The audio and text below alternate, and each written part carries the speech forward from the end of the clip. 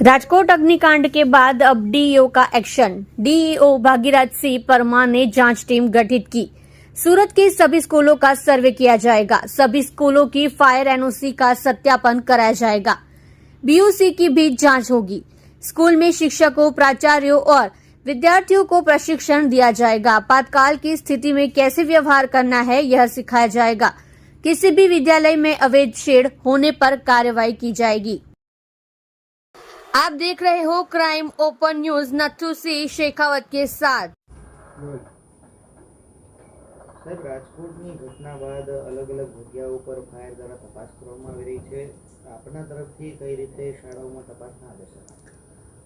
શિક્ષણ વિભાગ દ્વારા પણ શાળાઓની તમામ શાળાઓની તપાસ કરવા માટે થઈને ટીમની રચના કરવામાં આવી છે. આ તમામ ટીમ તમામ શાળામાં જઈ અને આ ફાયર એનઓસી અને બીયુપી અંગેની ચકાસણી કરશે. શાળાની ભૌતિક સુવિધા બાબતે પણ ચકાસણી કરશે, જેથી કરીને રાજકોટની જે ઘટના બની છે એવી કોઈ ઘટના શાળા કક્ષાએ ન બને એની તકેદારીના ભાગરૂપે તમામ પ્રકારની ચકાસણી કરવામાં આવશે.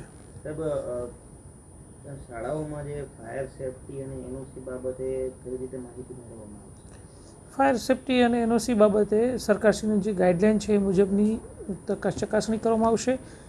9 મીટર કરતાં વધુ ઊંચાઈ ધરાવતી શાળાઓની અંદર ફાયર એનઓસીની જરૂરિયાત હોય છે અને નિયમો હોય છે. નિયમોને ધ્યાનમાં રાખી તમામ સ્ટાફને એ અંગે અવેર કરવામાં આવ્યા છે. જશે શાળામાં અને તેની એ મુજબની ચકાસણી કરશે. કોઈ ઘટના બને અને કઈ રીતે પોતાનો બચાવ કરવા માટે કોઈ કેમ્પો કે એવું કંઈ?